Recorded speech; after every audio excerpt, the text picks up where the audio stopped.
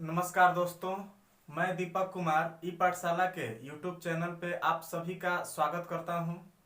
जैसा कि आप लोग जानते हैं कि हम लोगों ने जो है पिछले क्लास में जो हिस्ट्री का हम लोग का जो पिछला क्लास हुआ था इतिहास का, तो उसमें हम लोगों ने शुरू किया था जो भारत में अंग्रेजी सत्ता के विरुद्ध जितने भी विद्रोह हुए थे तो उनके बारे में पढ़ना हम लोगों ने शुरू किया था।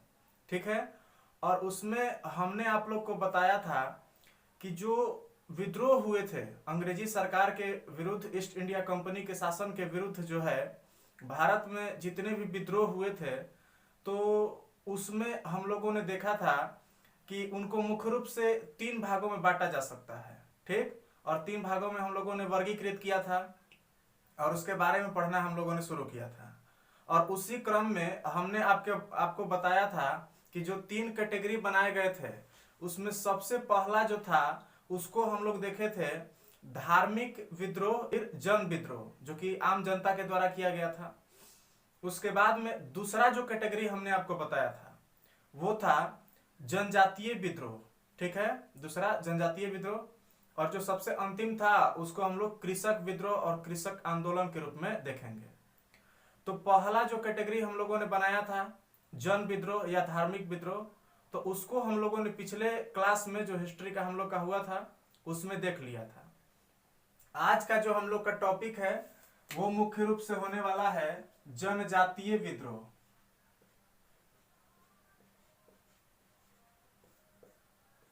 जनजातीय विद्रोह। और इसमें हम लोग देखेंगे कि जनजातीय विद्रोह आखिर क्यों हुए थे। इसमें सबसे पहला अगर कारण देखें, ओवरऑल जितने भी जनजातीय विद्रोह हुए उसमें अगर ओवरऑल देखें तो सबसे पहली बात हम आपको बता दें कि जितने भी जनजातीय विद्रोह हुए उसका सबसे मुख्य एक वजह था कि आदिवासी क्षेत्रों में या जनजातीय क्षेत्रों में अंग्रेजों की बढ़ती हुई जो चहलकदमी थी, उनकी बढ़ती हुई जो साम्राज्यवादी नीति थी, तो उसके विरुद्ध जो है मुख्य रूप से ये विद्रोह हुए थे। इसमें हम आपको बताएं, चूंकि जो जनजातीय लोग जो होते हैं, जो आदिवासी होते हैं, वो आमतौर पे जंगलों में रहते हैं और जंगलों पर ही वो आमतौर पे निर्भर भी रहते हैं, अपने जीवन यापन के लिए वनों पे निर्भर रहते हैं। तो इसी के कारण क्या हुआ कि जब अंग्रेजी सत्ता, आमतौर पे जो भी पहले के जो शासक थे तो वो जनजातीय क्षेत्रों में ज्यादा दखल अंदाजी नहीं करते थे। ठीक है, जनजातीय क्षेत्र जो थे तो जनजातीय क्षेत्रों में भारतीय राजा जो थे वो ज्यादा दखल अंदाजी नहीं करते थे। लेकिन जैसे ही अंग्रेजी सत्ता भारत में स्थापित हुई, 1757 के प्लासी के युद्ध और 1764 के बक्सर के युद्ध हमने बताया था, उसके बाद में जैसे ही भारत में अंग्रेजी सत्ता स्थापित हुई तो उन्होंने जो आदिवासी क्षेत्र थे तो आदिवासी क्षेत्रों में भी उन्होंने अपने विस्तार करने शुरू किए अपने साम्राज्य का। और इसी क्रम में बार बार उनका आदिवासियों से, जनजातियों से टकराव होने लगा और उन्हीं में जो सबसे प्रमुख टकराव हुए थे तो उसको आज हम लोग देखेंगे। इसमें पहली चीज तो ये हो गई कि अंग्रेजों की बढ़ती हुई चहलकदमी आदिवासी क्षेत्रों में। दूसरी चीज, जब अंग्रेजों ने भारत में अपना शासन स्थापित किया तो उन्होंने जो आदिवासी क्षेत्र थे तो आदिवासी क्षेत्र में रहने वाले लोगों पर भी उन्होंने कर आरोपित किए और कर लेना शुरू किया। और इसके लिए उन्होंने आदिवासी क्षेत्रों में भी अपने ठेकेदारों को नियुक्त किया कि जाइए वहां से कर वसूल करके लाइए। और ठेकेदार जो है वो जबरन आदिवासियों से जो है कर वसूली करने लगे, अधिक मात्रा में कर वसूली करने लगे अपने फायदे के लिए, जिससे आदिवासी क्षेत्र के लोगों में काफी ज्यादा जो है अंग्रेजी शासन के विरुद्ध असंतोष व्याप्त हो गया और उनके मन में जो है उनके विरुद्ध भावना भड़कने लगी कि किसी भी तरह से अंग्रेजी सत्ता को यहां से अपने क्षेत्र से निकाल के बाहर कर देना है।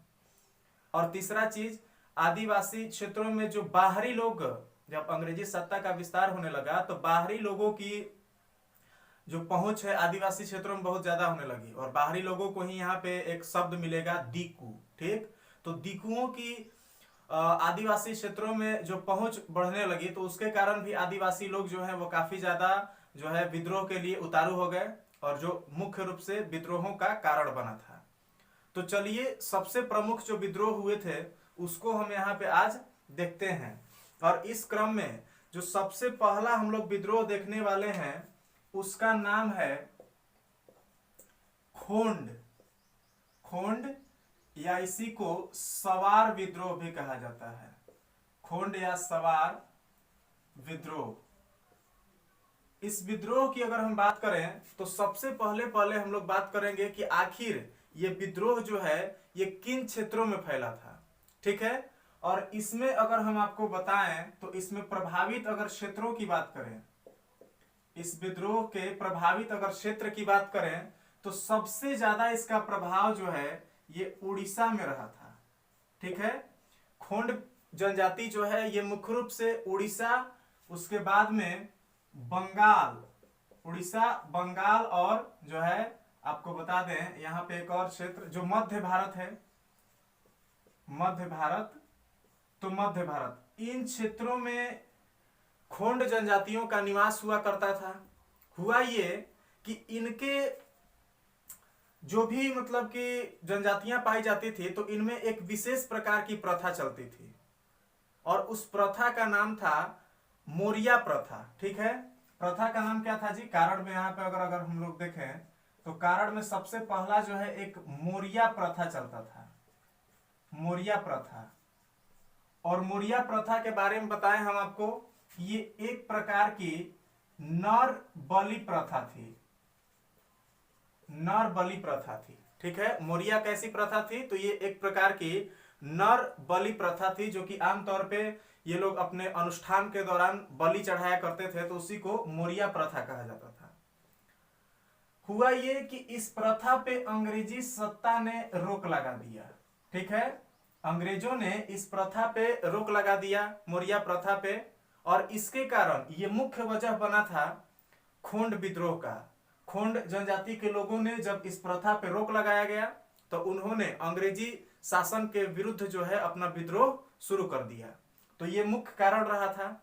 इसके अतिरिक्त यहाँ पे और भी बहुत सारे कारण थे, जैसे कि अगर हम लोग बात करें तो सरकार ने इन क्षेत्रों में नई प्रकार के करों को आरोपित किया था। जैसा कि मैंने बताया कि आदिवासी क्षेत्रों में जो भारतीय राजा थे तो वो कर आरोपित नहीं करते थे, आदिवासी लोगों से वो कर नहीं लेते थे, उनको अपने जीवन को स्वतंत्र रूप से जीने का अधिकार था।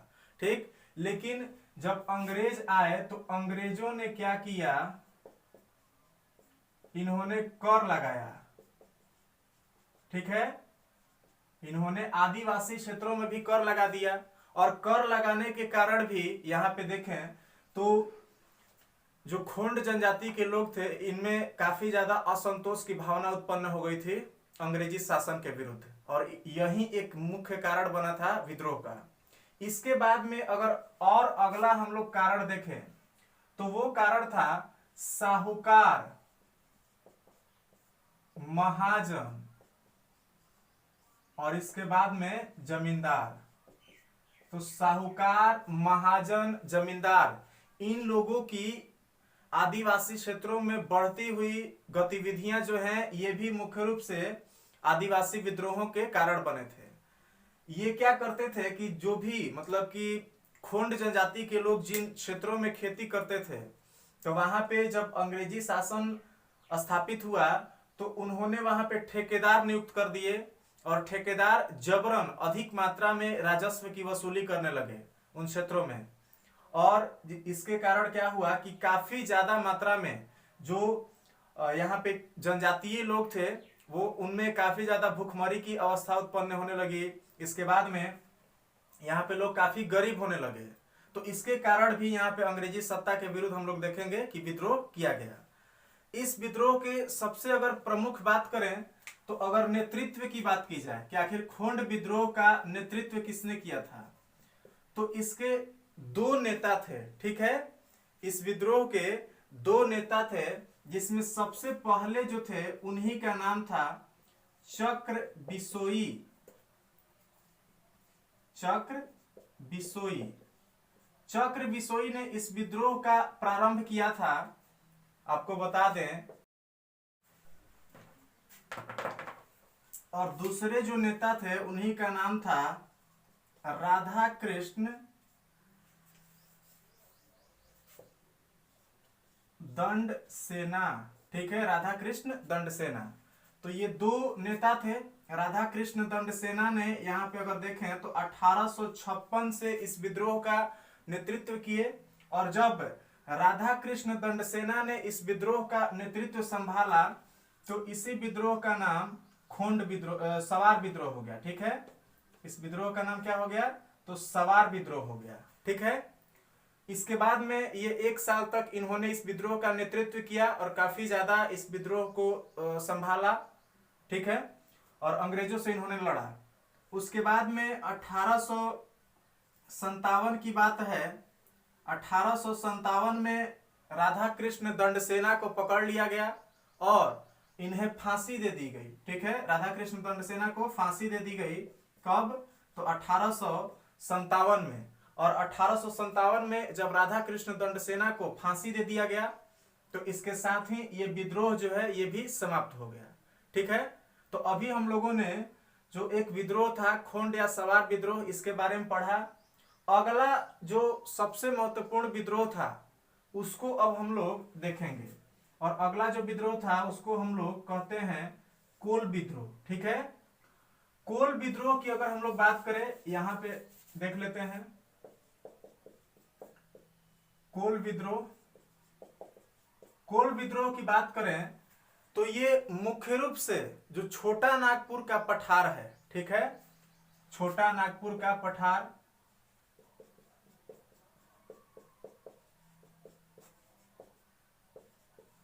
छोटा नागपुर का पठार जो अभी वर्तमान समय में झारखंड कहलाता है। ठीक है, झारखंड।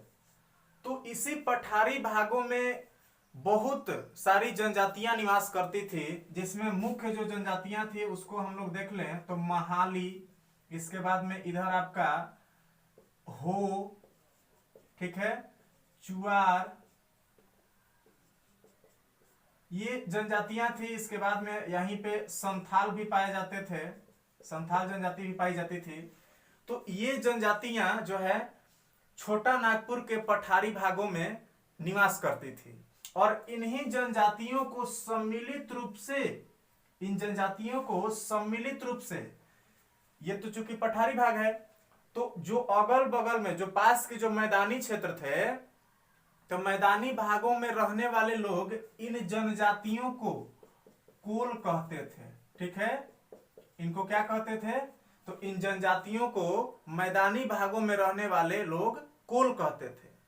हुआ ये कि इन्हीं जनजातियों ने, ठीक है, कोल विद्रोह जो है इन्हीं जनजातियों के द्वारा किया गया था, जो कहां निवास करती थी? तो छोटा नागपुर के पठारी भागों में। अगर इस विद्रोह के कारण की बात करें तो सबसे पहला जो कारण था वो था अंग्रेजों द्वारा लागू भू राजस्व व्यवस्था। ठीक है, अंग्रेजों द्वारा लागू भू राजस्व व्यवस्था, जैसा कि हमने पिछला जो अंग्रेजों के द्वारा जो भू राजस्व व्यवस्थाएं भारत में लागू की गई थी उसके बारे में हमने वीडियो बनाया है, आप लोग जाकर के प्लेलिस्ट में देख सकते हैं। तो उसमें आपको मिलेगा कि अंग्रेजों ने जब बंगाल, बिहार और उड़ीसा इन क्षेत्रों के दीवानी अधिकार जब उनको प्राप्त हुए तो उन्होंने सबसे पहले जो कर व्यवस्था लागू किया था उसका नाम था इजारेदारी प्रथा। तो इजारेदारी प्रथा में ठेकेदारों की नियुक्ति होती थी। ठीक है, इसके बाद में कार्नवालिस जब आए तो उन्होंने एक व्यवस्था लाया था जिसे जमींदारी प्रथा कहा जाता था, और इसमें उन्होंने जमींदार नियुक्त किए। स्थायी बंदोबस्त ऐसी को जमींदारी प्रथा कहा जाता था, तो उन्होंने जमींदार नियुक्त किए। ये ठेकेदार और जमींदार जो हैं ये इन जनजातियों के साथ काफी ज्यादा अभद्र व्यवहार करते थे, और इन क्षेत्रों में इनके द्वारा काफी ज्यादा शोषण बढ़ गया था। ठीक है, जमींदार और ठेकेदार जो थे ये बहुत ही अधिक शोषण करते थे और उच्च लगान लेते थे। पहला तो कारण इनके द्वारा जो है शोषण हो गया, इसके बाद में उच्च लगान की दर, यानी कि अधिक मात्रा में जो लगान लिया जाता था, तो ये भी एक मुख्य कारण रहा था कोल विद्रोह का। ठीक, और इसी से ये जनजातियां जो हैं ये काफी ज्यादा अंग्रेजी शासन के विरुद्ध हो गई और इनको एक नेता का नेतृत्व मिला जिनका नाम था बुद्धो भगत। ठीक है, बुद्धो भगत। तो बुद्धो भगत ने इन जनजातियों को संगठित किया और संगठित करके इन्होंने 1831 में बुद्धो भगत ने विद्रोह जो है आरंभ कर दिया। हालांकि बुद्धो भगत जो है इन्होंने जब विरोध को आरंभ किया तो उस समय काफी ज्यादा संघर्ष होने के बाद में बुद्धो भगत को 1831 में ही अंग्रेजों के द्वारा, अंग्रेजी सेना के द्वारा और इन जमींदारों के द्वारा जो है यहाँ पे मार दिया गया था। इसके बाद में एक और यहाँ पे नेतृत्व करने वाले व्यक्ति आए थे जो कोल विद्रोह का नेतृत्व किए थे। उनका नाम था गंगा नारायण। ठीक है, 1832 में इस विद्रोह का नेतृत्व जो है वो गंगा नारायण ने किया था, गंगा नारायण। ठीक, तो इस तरह से इस विद्रोह से संबंधित प्रमुख बातें। पहला चीज देखिए, आमतौर पे इन विद्रोहों से संबंधित क्षेत्र पूछे जाते हैं। तो एक बार फिर से इन दोनों विद्रोह को हम लोग देखते हैं। खोंड या सवार विद्रोह ये किस क्षेत्र में हुआ था? तो बंगाल, बिहार और बंगाल, उड़ीसा और मध्य प्रदेश, मध्य भारत। ठीक है, और इसमें मुख्य प्रभाव जो है वो उड़ीसा में रहा था खोंड विद्रोह का या सवार विद्रोह का। खोंड या सवार विद्रोह का नेतृत्व किसने किया था? तो वो किए थे चक्र बिसोई और राधा कृष्ण दंडसेना ने किया था। ये दो इसके नेता थे। वहीं अगर कोल विद्रोह की बात करें तो कोल विद्रोह कहां हुआ था? तो कोल विद्रोह छोटा नागपुर के पठारी भाग में हुआ था, झारखंड जिसको आज हम लोग कहते हैं। और कोल किसको कहा जाता था? तो जो छोटा नागपुर के पठारी क्षेत्रों में जो जनजातियां पाई जाती थी इन्हीं को कोल कहा जाता था। ठीक, और इनके द्वारा ये विद्रोह हुआ था। यानी कि प्रभावित क्षेत्र की अगर बात करें तो ये छोटा नागपुर का पठार हो जाएगा या झारखंड हो जाएगा। उसके बाद में अगर इनके नेतृत्वकर्ता की बात करें तो कोल विद्रोह का नेतृत्व बुद्धो भगत और गंगा नारायण ने किया था। ठीक है, तो ये प्रमुख फैक्ट थे जो हम लोगों ने दो विद्रोहों के बारे में देखा। अगला जो विद्रोह है, तीसरा जो विद्रोह हुआ उसको हम लोग स्टार्ट करेंगे। और तीसरा जो विद्रोह था उसकी अगर हम लोग बात करें तो तीसरा विद्रोह था हुल या संथाल विद्रोह। संथाल विद्रोह, संथाल विद्रोह या इसी को हम लोग हुल विद्रोह भी कहते हैं। संथाल विद्रोह या हुल विद्रोह। कभी कभार आपका जो है कोल विद्रोह का ईस्वी भी पूछ सकता है, तो 1831 से 32 ईस्वी तक ये चला था। संथाल विद्रोह की अगर हम लोग बात करें तो ये 1857 की क्रांति जो है उससे ठीक पहले ये विद्रोह हुआ था। ये 1856 से लेकर 1855 से लेकर के और 1856 तक ये विद्रोह जो है वो चला था। संथाल विद्रोह की अगर बात करें तो सबसे पहली चीज कि भागलपुर, बिहार का भागलपुर जो है, तो भागलपुर से लेकर, ठीक है, भागलपुर से लेकर जो राजमहल की पहाड़ियां हैं,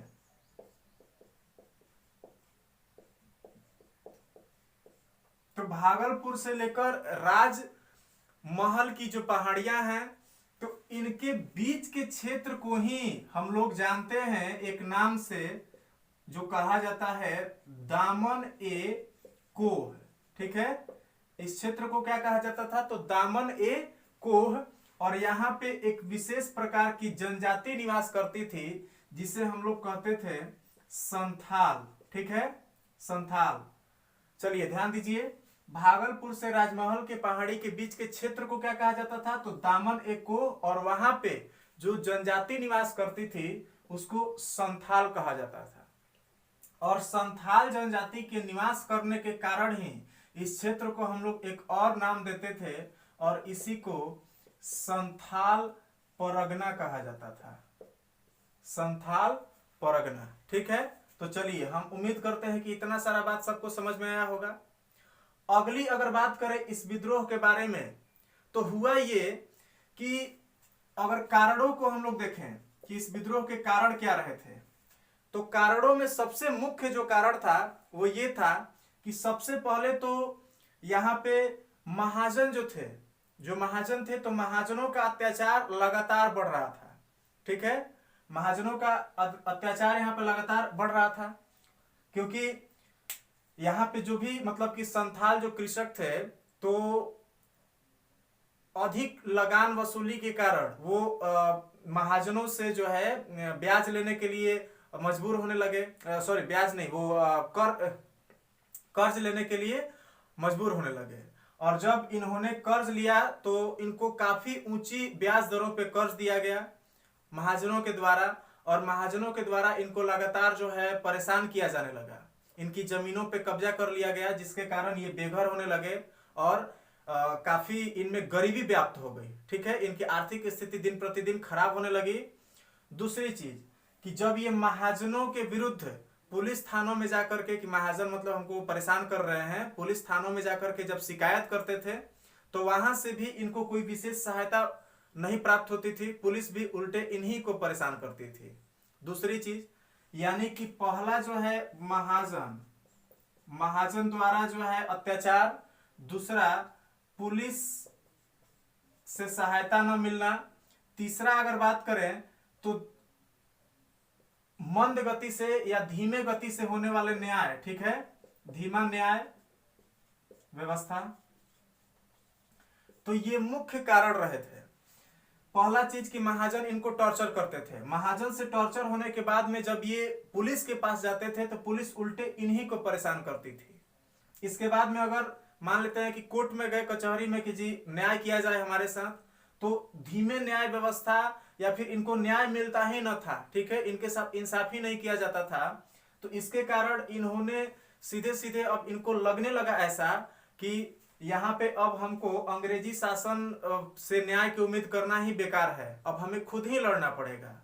और इसी के साथ इनको दो व्यक्ति थे जिन्होंने नेतृत्व प्रदान किया, जिसमें एक थे सिद्धो, दूसरे थे कान्हो। हालांकि ये चार भाई थे, जिसमें एक भैरव थे, एक और थे, ठीक है, लेकिन मुख्य रूप से इन दोनों को जाना जाता था। तो सिद्धो और कान्हो ने इन संथालों को संगठित किया, ठीक है, और संगठित करने के बाद में इन्होंने 1855 में अंग्रेजों के विरुद्ध और अंग्रेजों के साथ साथ जो भी वहां पे महाजन जो थे तो उनके विरुद्ध इन्होंने विद्रोह कर दिया। और चूंकि महाजन वर्ग जो था वो अंग्रेजों का समर्थक था, तो इसलिए स्वाभाविक है कि अंग्रेजी सरकार भी महाजनों का सहयोग करेगी। तो यही हुआ, इन्होंने महाजन और अंग्रेजों के विरुद्ध, अंग्रेजी सत्ता के विरुद्ध और पुलिस के विरुद्ध जो है वो मतलब जहां जहां से इनको परेशान किया गया था उन सारे सिस्टम के विरुद्ध इन्होंने अपना विद्रोह कर दिया। और इसमें देखेंगे कि इन्होंने अपने विद्रोह को काफी आक्रामक रूप दिया और पुलिस थाने जलाए, ठीक है, थानों को जलाया गया। इसके बाद में महाजनों को लूटा गया, उनके पास में जो भी बही खाते थे जिनमें कि उन्होंने कर्ज का लेखा जोखा रखा था जो इनको दिया गया था, तो उन बही खातों को भी जला दिया गया। इसके साथ ही रेलवे स्टेशन को जलाए गए। तो ये इनके विद्रोह का जो है आक्रामक स्वरूप था। हालांकि 1855 में ही, अगस्त 1855 की बात है, अगस्त 1855 में सिद्धो जो है ये विद्रोह में जो है अंग्रेजों से लड़ते हुए मारे गए। इसके बाद में दूसरे व्यक्ति जो थे तो इनको भी फरवरी 1856 में गिरफ्तार कर लिया गया, ठीक है, और इनको भी मार दिया गया, ठीक है। यानी कि 1855 में सिद्धो मारे गए और 1856 में, फरवरी 1856 में कान्हो मारे गए। और उसके बाद में हम लोग देखेंगे कि जब इन दोनों को मार दिया गया तो उसके बाद में 1856 में ही दो अंग्रेज अधिकारी थे, जिसमें से एक का नाम था, एक कमिश्नर थे, वहां के कमिश्नर थे जिनका नाम था लॉयड, ठीक है। कमिश्नर का नाम क्या था? कमिश्नर का नाम, सॉरी, यहाँ पे ब्राउन था। और एक मेजर थे, ठीक है, मेजर जनरल। तो मेजर जनरल का नाम था लॉयड। तो लॉयड और ब्राउन ने मिलकर के इस विद्रोह को पूरी तरह से शांत कर दिया। तो ये जो है ये संथाल विद्रोह हम लोगों ने देखा। संथाल विद्रोह से संबंधित प्रमुख तथ्यों को हम लोगों ने देखा, जिसमें जो महत्वपूर्ण फैक्ट जो आपको याद रखने हैं उसको एक बार फिर से सुन लीजिए। सबसे पहली चीज, संथाल विद्रोह कहां हुआ था? तो भागलपुर और राजमहल के पहाड़ियों के बीच के क्षेत्र में हुआ था, संथाल परगना में, ठीक है। उसके बाद में दूसरा फैक्ट कि भागलपुर और राजमहल की पहाड़ियों के बीच के क्षेत्र को क्या कहा जाता था, तो दामन एक कोह या संथाल परगना। तीसरा चीज, इस विद्रोह के कारण को कोई ज्यादा मतलब महत्व नहीं देना है, उतना ये नहीं आएगा।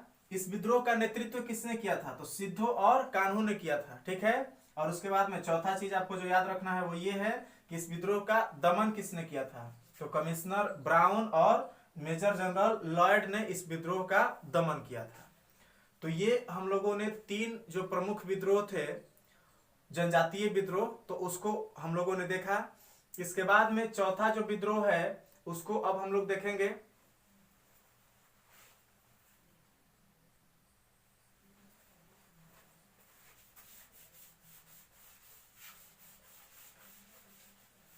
चलिए अगला जो विद्रोह है उसको अगर हम लोग देखें तो अगला विद्रोह का नाम था खासी विद्रोह, ठीक है, खासी विद्रोह। और खासी विद्रोह की बात करें तो ये 1827 से लेकर के और 33 ईस्वी तक चला था, ठीक है। खासी विद्रोह कब तक चला था, तो 1827 से लेकर के 33 तक। इस विद्रोह से संबंधित अगर सबसे प्रमुख अगर हम लोग बात देखें, ये चौथा हम लोग देख रहे हैं विद्रोह, इससे संबंधित अगर सबसे प्रमुख अगर हम लोग देखें बात, तो हुआ ये कि सबसे पहले तो ये हम आपको बता दें कि ये कहां पे पड़ता है, ये कहां पे ये विद्रोह हुआ था। तो आपको हम बता दें कि बंगाल से सटा हुआ एक इलाका है, ठीक है, जिसको हम लोग पहाड़ी क्षेत्र है, उसको हम लोग जानते हैं गारो, ठीक है। और इसके बाद में मेघालय, तो मेघालय से सटा हुआ एक पहाड़ी है जिसको हम लोग जानते हैं जैंतिया, जैंतिया, ठीक है। तो गारो और जैंतिया पहाड़ियों के बीच में एक विशेष प्रकार के आदिवासी समुदाय निवास करते थे जिनको हम लोग खासी जनजाति कहते हैं, खासी जनजाति। तो यही खासी जनजाति जो है इन्होंने ये विद्रोह किया था, ठीक है।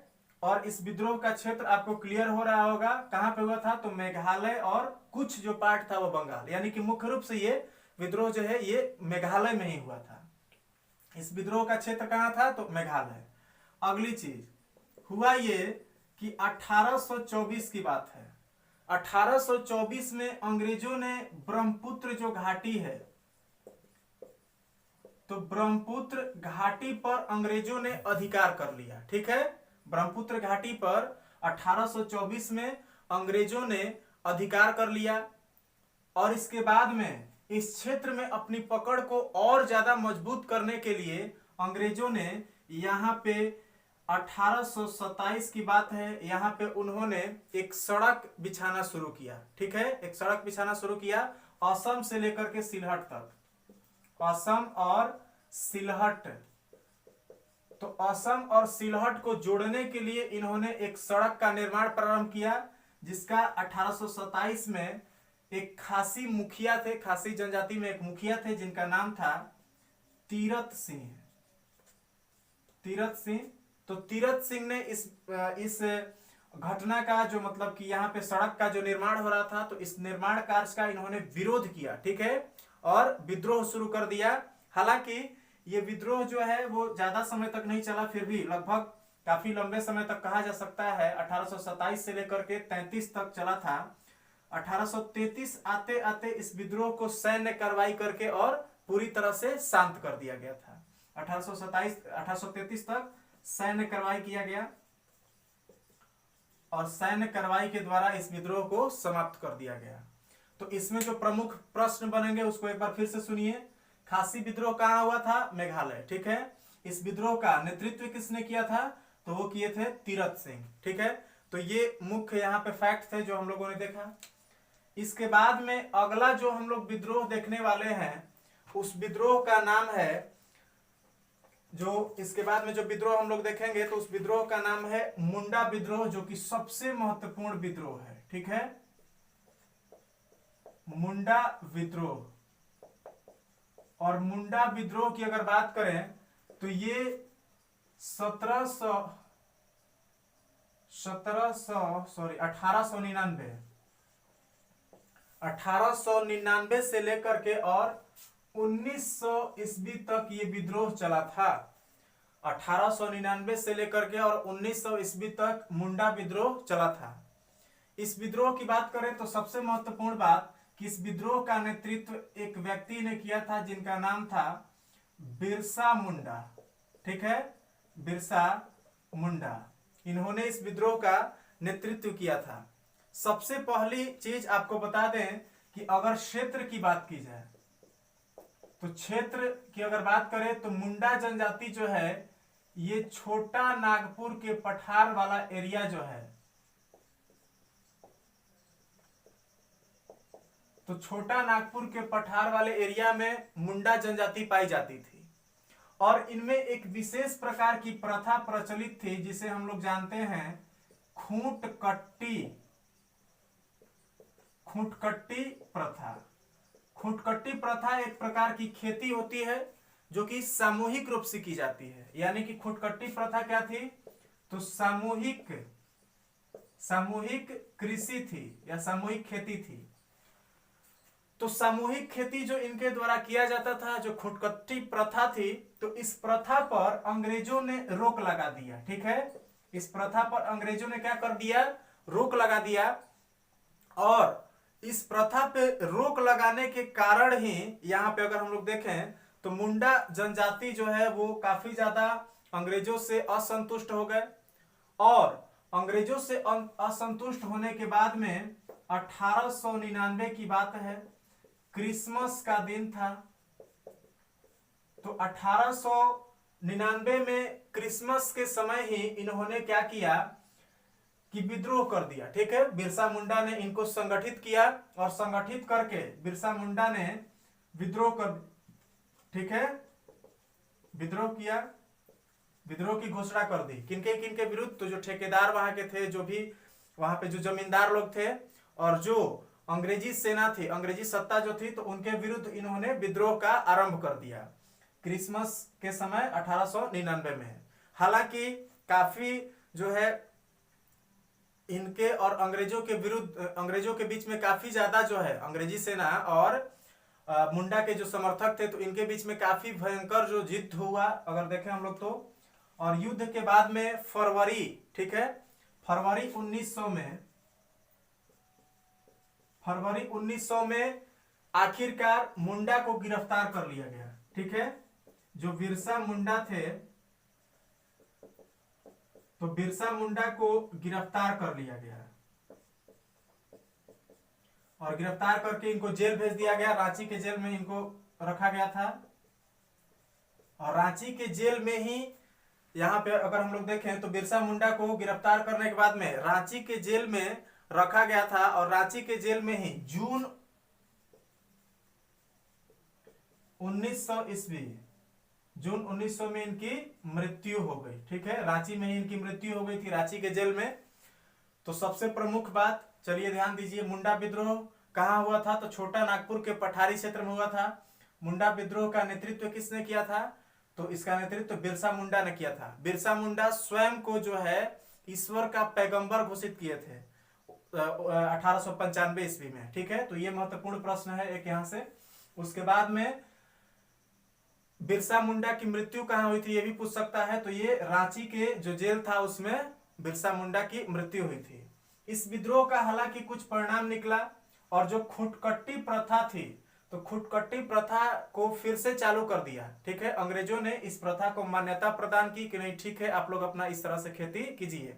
उसके बाद में यहाँ पे ठेकेदारों के द्वारा और जो वहां पे जमींदार वर्ग जो था, तो उनके द्वारा एक प्रथा शुरू की गई थी, बेगारी प्रथा, बेट बेगारी जिसको कहा जाता था।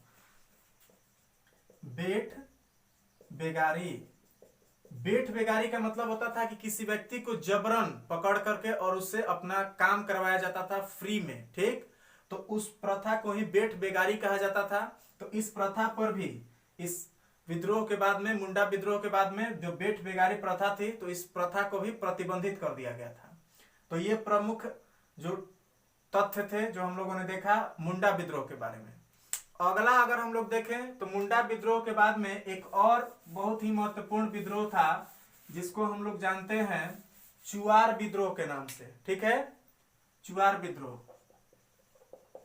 और ये सारे के सारे विद्रोह जो है ये मुख्य रूप से झारखंड के क्षेत्र में ही हुए थे।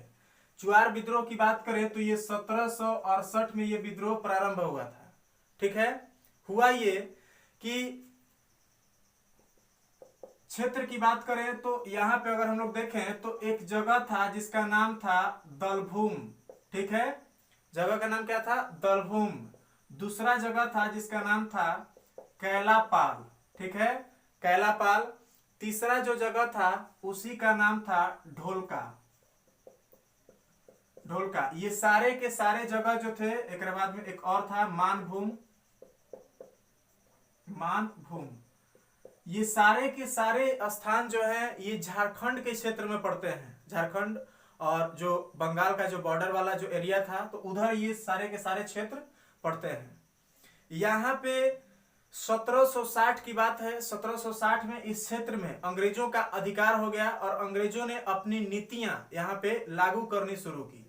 ठीक है, और उन नीतियों के विरोध में 1768 में जो दलभूम के शासक थे जिनका नाम था जगन्नाथ। ठीक है, इनका नाम क्या था? तो जगन्नाथ।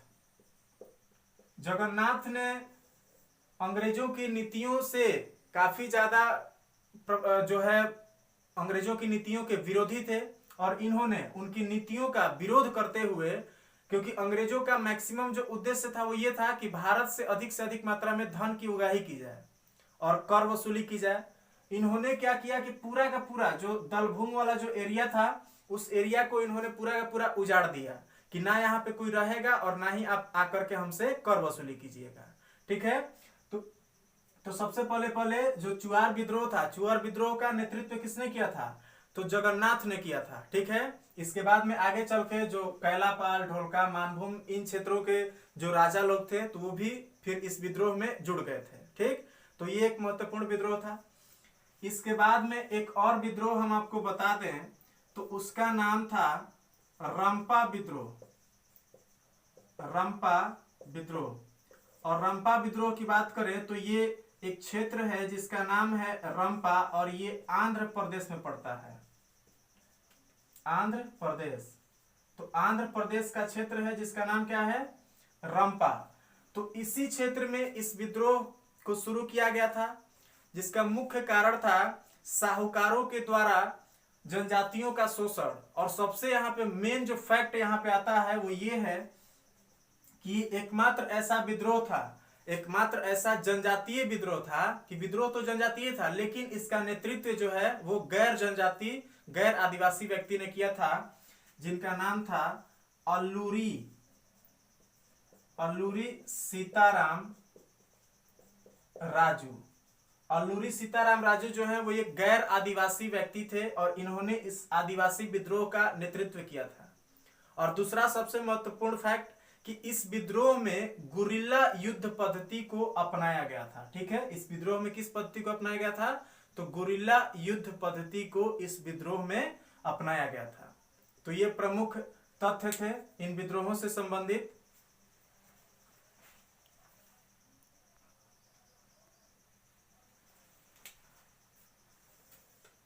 इसके बाद अगर अगले विद्रोह की बात करें तो उसके बारे में हम आपको बता दें कि उस विद्रोह का नाम था रामोसी विद्रोह।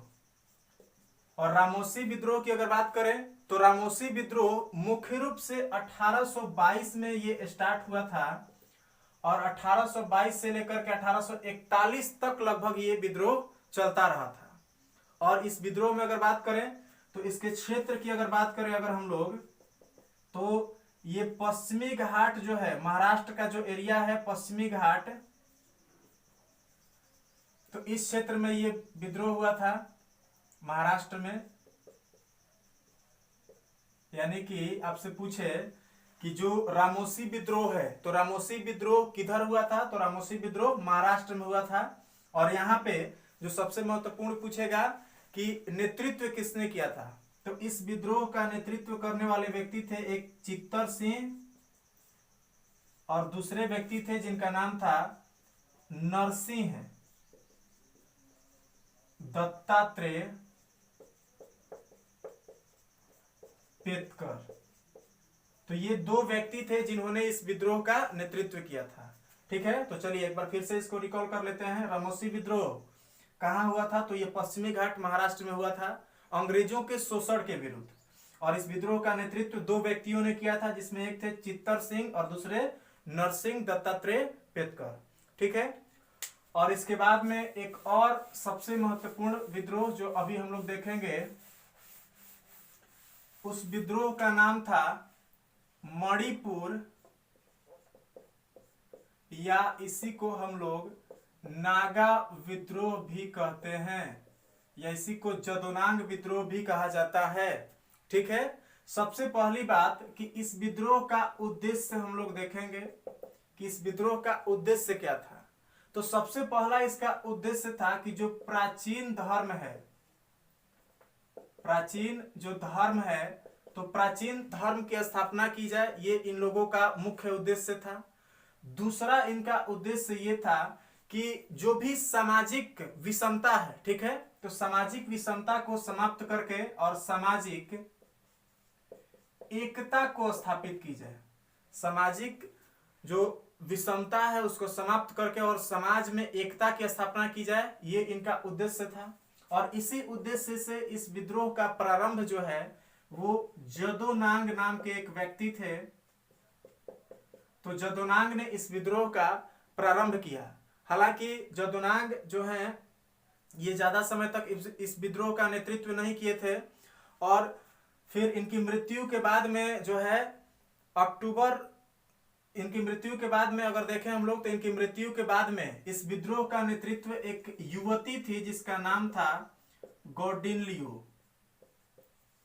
इस विद्रोह का नेतृत्व किसने किया? तो कौंडिन्य ने। सबसे प्रारंभ में मणिपुर नागा विद्रोह का नेतृत्व जो है प्रारंभ में किसने किया था? इस विद्रोह की शुरुआत किसने किया था? तो जदोनांग ने किया था। लेकिन जदोनांग की मृत्यु के बाद में इस विद्रोह का नेतृत्व कौंडिन्य ने किया, जो एक युवती थी। हालांकि इसको 1632 में गिरफ्तार कर लिया गया था। आपको बता दें कि कौंडिन्य ने जो है इसने इस विद्रोह का नेतृत्व किया और ये असहयोग आंदोलन में भी शामिल हुई थी। आगे चल के इस विद्रोह को कौंडिन्य ने असहयोग आंदोलन में शामिल कर दिया, जिसके बाद में यहाँ पे देखें हम लोग तो 1932 की बात है। ठीक है, तो 1932 में इसको गिरफ्तार कर लिया गया। 1932 में कौंडिन्य को गिरफ्तार कर लिया गया और गिरफ्तार करके इसको जेल में डाल दिया गया। उसके बाद में हम लोग देखेंगे कि जब ये जेल से रिहा हुई थी, ठीक है, तो जेल से रिहा होने के बाद में इनको जवाहरलाल नेहरू थे। स्वतंत्रता के बाद में ये जेल से रिहा हुई और उसके बाद में जवाहरलाल नेहरू जो हैं, तो जवाहरलाल नेहरू और इसके बाद में जो आजाद हिंद फौज थी, तो उसके द्वारा कौंडिन्य को रानी की उपाधि दी गई थी और तब से कौंडिन्य को रानी कौंडिन्य के नाम से जाना जाने लगा। ठीक है, उसके बाद में इस विद्रोह से संबंधित एक दो फैक्ट और आपको हम बता दें कि जब कौंडिन्य आजाद हुई, तो आजाद होने के बाद में इसने जदोनांग के जो धार्मिक सिद्धांत थे, तो इसी धार्मिक सिद्धांत के आधार पर कौंडिन्य ने एक पंथ की स्थापना की थी जिसे हम लोग जानते हैं होरका पंथ के नाम से, होरका पंथ। ठीक है, तो ये प्रमुख तथ्य थे जो हम लोग आदिवासी विद्रोहों के रूप में देखे। ठीक है, और यहाँ से जो प्रमुख प्रश्न होंगे उसको हम लोगों ने अभी समझा। ठीक है, हम उम्मीद करते हैं कि आपको ये सारी की सारी बातें समझ में आई होंगी और आपने इस लेक्चर को पूरी तरह से एंजॉय किया होगा। अब जो है, अब हम लोग एक और सेगमेंट इस सीरीज में पढ़ेंगे जिसका नाम है कृषक विद्रोह। ठीक, और कृषक विद्रोह के बाद में हम लोग का ये वाला जो चैप्टर है वो खत्म हो जाएगा। उसके बाद में रह जाएगा हम लोग का जो मुख्य रूप से भारतीय राष्ट्रीय आंदोलन, तो उसके बारे में पढ़ेंगे। तो चलिए, हम उम्मीद करते हैं कि आपको सारी की सारी बातें समझ में आ गई होंगी। आप लोग अगर हमारे चैनल को सब्सक्राइब नहीं किए हैं तो आप चैनल को सब्सक्राइब कर सकते हैं, जिससे कि आपको हमारे वीडियोज के लेटेस्ट अपडेट मिलते रहें और आप अपनी पढ़ाई को निरंतर जो है वो जारी रख सकें। ठीक है, थैंक यू।